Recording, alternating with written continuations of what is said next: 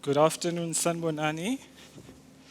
Thank you for this opportunity. I think I'd like to start off by saying thank you to the leadership for extending this invite. I deeply appreciate it. So, guys, there's this thing called a university does not exist in a vacuum. It is led, it is regulated, and there's certain things that you've got to do to comply. So it too must comply. And I think the most important thing here for today's discussion is the second point, is that universities are given the right to set certain standards of who they'll take, and whoever is then applying to that university has to comply with certain things, okay? So that will speak into the kinds of subjects you do, your gender, how you are classified racially, what school you come from. All those things are a combination that universities use in admitting a person. So universities are different. So for instance, you'll find that one university will make a claim that we are the best university for sports. UP, as an example, attracts a lot of elite athletes. Akani Simbini is there, Caster Semenya was there. So you may feel that if you want to do sports science, perhaps that's a university to go to, isn't it? But teams, let's say from Norway and other countries, when they come for conditioning, they might choose to go to the University of Free State. So if you were to do, let's say, sports science in Free State, you'd be accessing quite a premium kind of sporting fraternity that comes to South Africa and comes to Bloemfontein for conditioning. But at the same time, you could find that Wits University, as an example, has what we call biokinetics, and they have a relationship with Orlando Pirates and the Lions rugby team. So depending on what you want to do, it informs what kind of university you'd want to go to.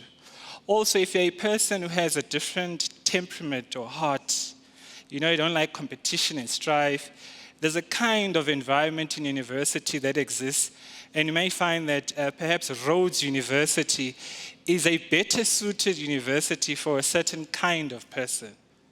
Do we get that? So that's one dimension of universities, but also there's universities that are quite practical, and their standard also speaks to a certain kind of person. So you might find that you're a bit more practical. And so perhaps it is better to go to CUT or Cape Peninsula University of Technology. I'm sure you know Zosbini Tunzi. Where did she go to? She didn't go to WITS or UCT. She went to CPUT.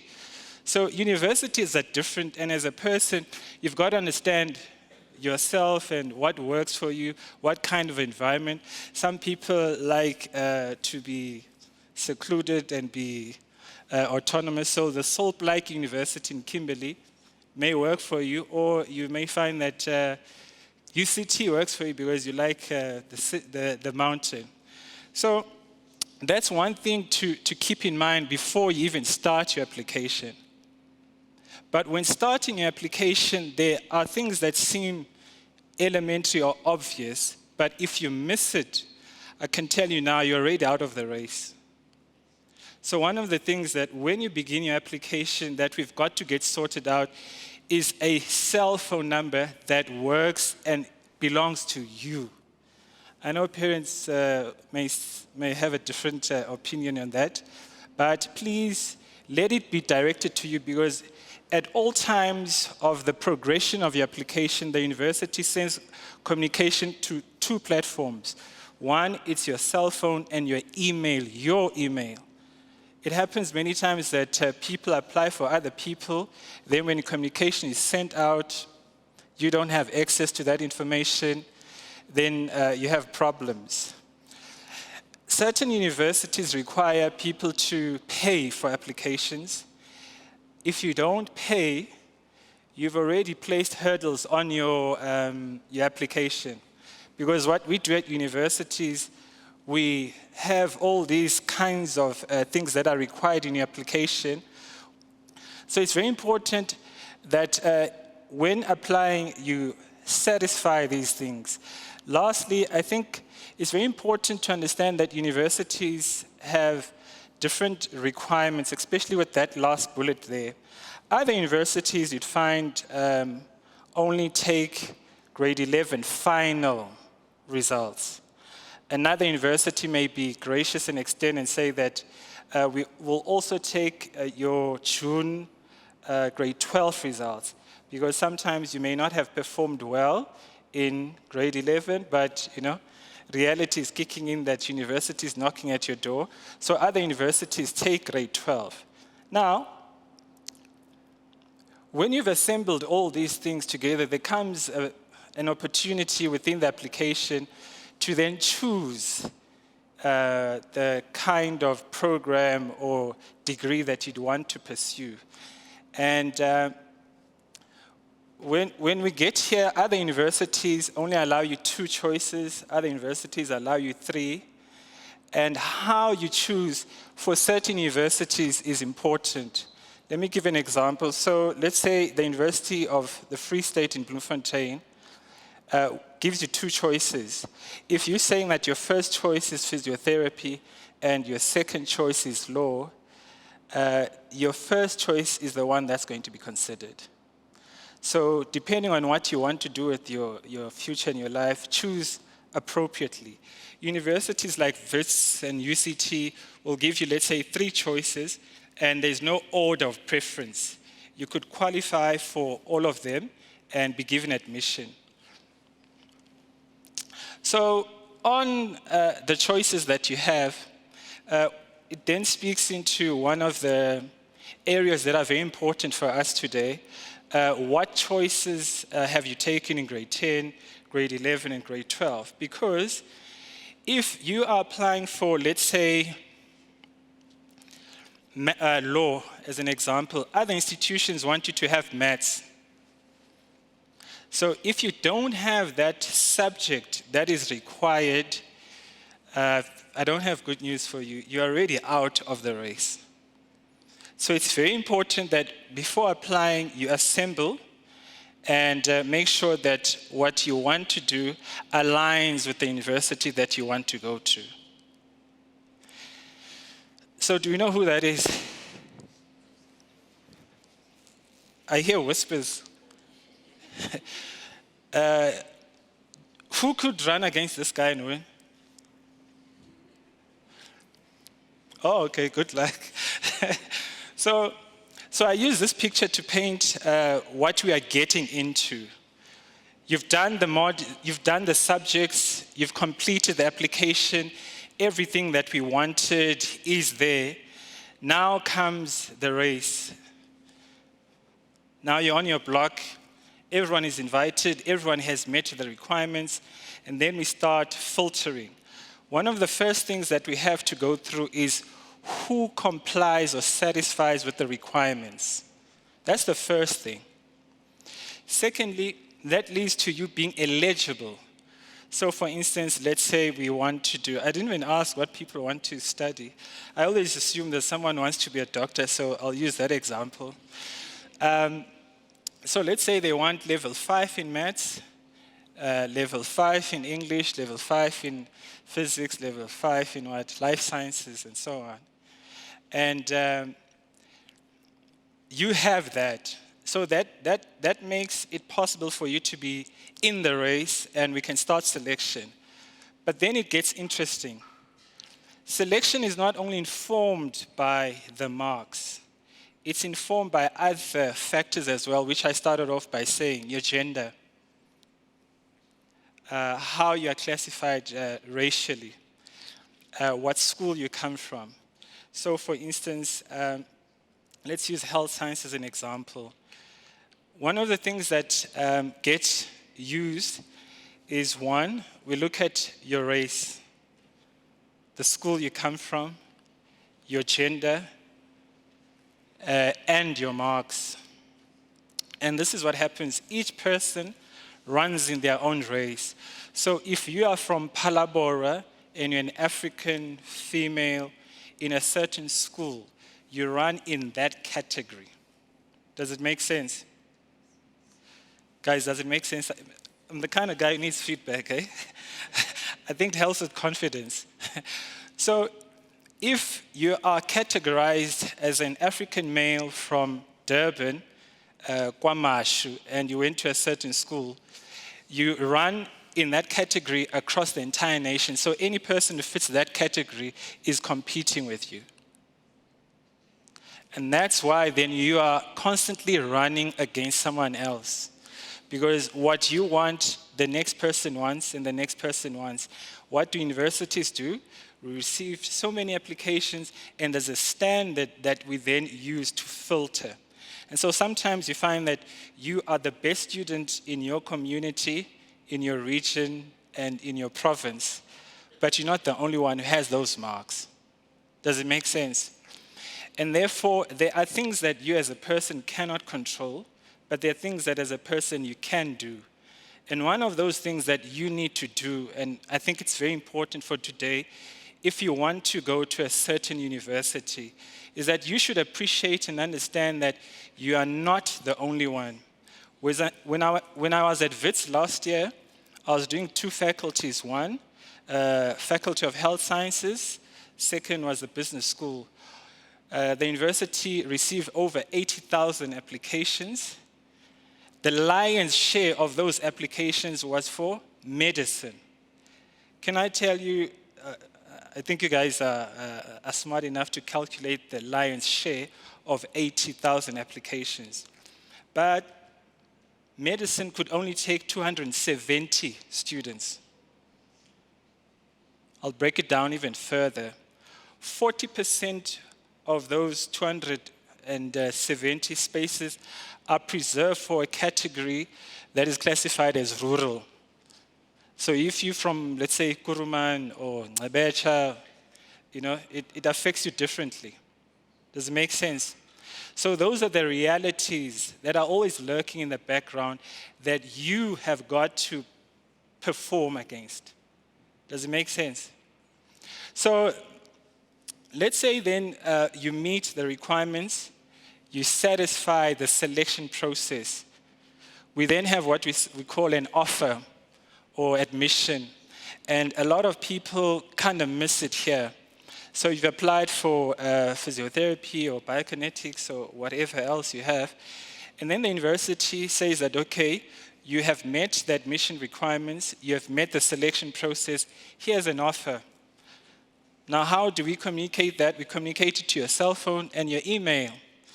So if you were applied for by someone else, and that email that they used was theirs, and they're no longer in contact with you, if they've moved, what happens?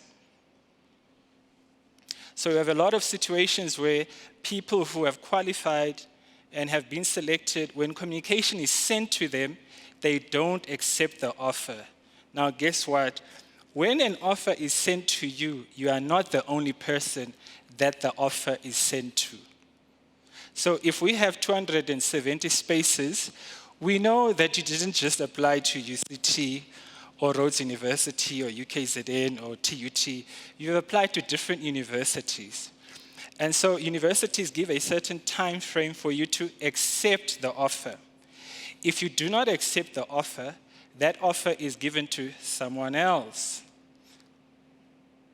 And that's the cost that people kind of face, and you would not believe the kinds of programs that people lose out on. So when you've accepted the offer, it doesn't end there. Spaces are limited, and it's the fine print that some people kind of miss. So when an offer has been given to you, well done, you are really amazing, we appreciate you, we love you, and we want you. But you've got to register, and I think this ties into a point that Nosipa wanted me to speak on, scholarships and bursaries. So you'd find that what bursaries want is that for you to be given admission into a program, to be confirmed that you have a space at WITS, at UJ, and when you have that letter, you then are able to register. So what's important about registering is that because spaces are limited, there's two things that happen. Registration takes place online and physically. So some people will receive the offer and accept it and then register online. And then you are sitting, you're saying, no, but they said we can register on the 17th, I can go to campus on the 17th. By the time you've come to campus, spaces are full. And that is a reality that keeps happening time and time again. So it is very urgent that when you have received the offer and accepted it, that you register. So the good news is that sometimes when you have really done well, universities give you money for having done well. So certain levels, for instance, if you're sitting comfortably at level 7s, you have like, what do they call it? I wanted to say an Oscars for you. So if you have level 7s, you're like a high priority for the university. You get given money, you are prioritized with accommodation. Some universities will even cherry pick the best accommodation for you. You register on a special day. You don't come with the masses. So that's what happens. I think one of the things that I've learned in my journey at universities is that as difficult as certain processes may be, it then changes. You've gotten admission, you are at university, you've been given or awarded funding, and a lot is on offer. I once attended a graduation party of a friend of mine when I was in Durban, and he had lost his father, and his father's friend is the one who was the speaker at his graduation party. And he said words that hit hard. He says that, well done, Tamsanga. You have done what your parents had sent you to do. And so getting admission into university means that you come out of a community that has a lot of hopes and aspirations for you. You may be an anchor or a reference point in your society and even in your family. And getting into university may be that light for everyone. But that's not enough. You've got to get to the finishing line. And that's quite a journey that I don't have time to delve on. But one of the things that I'd like to say about this journey is that what's most important is two things. As best as you can, pass everything. At university, pass everything all the time. Secondly, try and be involved. I was fortunate enough to be in leadership, got into the SRC. It changes your life. It makes you better prepared for certain environments. It's easy to get, well, not easy, but it's slightly easier to get a job depending on what you are doing on campus. I've been shocked to see people from certain institutions whose weight really gives them a stronger footing in the market for them to be without jobs. And it starts with, what do you do when you are at university? Lastly, it does happen that you may not have been successful in doing what you want to do. And I think here I really want to be honest with everyone so that you don't misapply yourself. Universities, public universities across South Africa, always prioritize grade 12s. We have a word we refer to grade 12s as current grade 12s. So if you are doing grade 12 this year and you want to apply for next year, you are always a priority. If you have done grade 12 and didn't get into your first preference or the program that you wanted to, you are not a priority. Now, there's a way to get back. The way I always advise is, well, two things. One, rather redo your grade 12. It's cheaper and it's the basic things that universities want.